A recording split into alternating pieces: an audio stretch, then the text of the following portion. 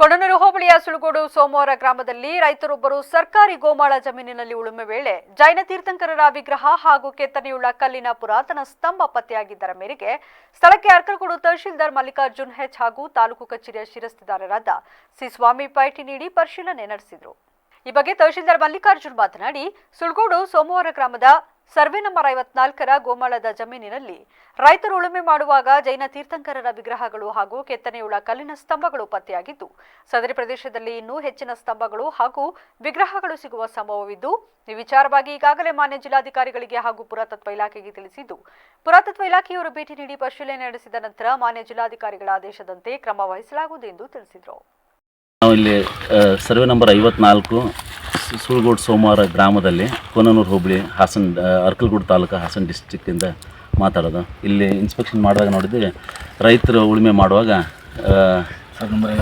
Survey number 54ರಲ್ಲಿ Mahavir ಅವರ statue ಸಿಕ್ಕಿತ್ತು. ಮತ್ತು ಪುರಾತನ ಸ್ಟ್ಯಾಚ್ಯೂಗಳು ಬೇಕಾದಷ್ಟು ಸಿಗ್ತಾ ಇದ್ದಾವೆ ಅಕ್ಕಪಕ್ಕದಲ್ಲೆಲ್ಲ. ಸೊ ಇದನ್ನು ಆರ್ಕಿಯಾಲಜಿ ಡಿಪಾರ್ಟ್ಮೆಂಟಿಗೆ ತಿಳಿಸ್ತೀವಿ. ಮುಂದಿನ ಕ್ರಮ ವಹಿಸಲು ಅವರಿಗೆ ರಿಕ್ವೆಸ್ಟ್ ಮಾಡ್ಕೊಡ್ತೀವಿ. ಸರಿ, ಈಗ ಉಳಿತಾರಂತ.